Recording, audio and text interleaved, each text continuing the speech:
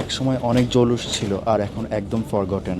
লন্ডনের প্রথম বিমানবন্দর ক্রয়ডন এয়ারপোর্টের গল্পটা ঠিক এমনই।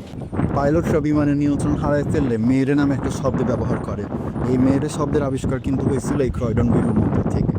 সে সময় লন্ডন থেকে ফ্রান্সে প্রচুর বিমান যাতায়াত করত এবং দুই দেশের পাইলটদের বোঝার সুবিধার জন্য একটা সহজ শব্দের দরকার ছিল।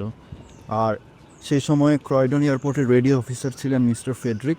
তিনি ফরাসি শব্দ ময়দেস, যার অর্থ হেল্প মি, সেই শব্দ থেকে মেয়েরে শব্দ নিয়ে আসেন এবং তখন থেকে মেয়েরে শব্দটা ব্যবহার করা হয়।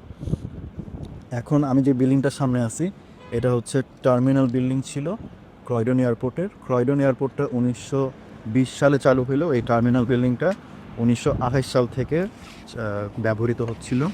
আমি এখন এই টার্মিনাল ভেতরে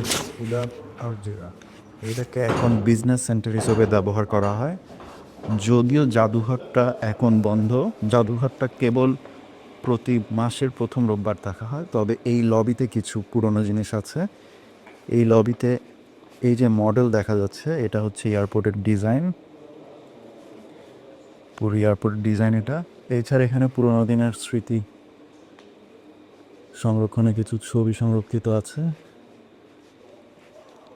এই এয়ারপোর্টটা ইতিহাসের জন্য খুবই গুরুত্বপূর্ণ, কারণ হচ্ছে এই এয়ারপোর্ট থেকেই এয়ার ট্রাফিক কন্ট্রোল ব্যবস্থা চালু হয়েছিল, যার কারণে ক্রয়ডন এয়ারপোর্টকে বলা হয় birth place of air traffic control.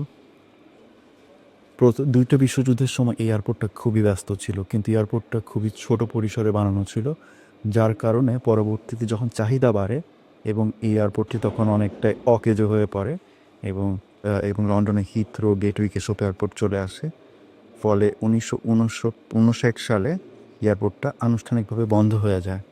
তবে ইংরেজরা যেহেতু পুরনো স্মৃতি সংরক্ষণে খুবই সচেতন, তারা কিন্তু এই বিল্ডিংটা এবং এই এয়ারপোর্টের স্মৃতি এখনও ধরে রাখছে। এয়ারপোর্ট হাউসটা এখন বিজনেস সেন্টার হিসেবে কাজ করে। এখানে 90টা বিভিন্ন বিজনেসের অফিস আছে। আর প্রতি বছরের প্রথম রোববারে মিউজিয়ামটা খোলা হয়।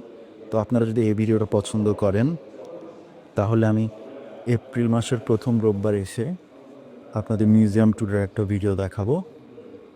সেই পর্যন্ত এই ভিডিও যদি ভালো লাগে তাহলে আমাকে কমেন্ট করে জানান। আপনারা যদি ভিডিওটা চান, পরবর্তী ভিডিওটা চান এটা কেমন লাগলো, আর আমার পেজটা ফলো করতে পারেন। ধন্যবাদ।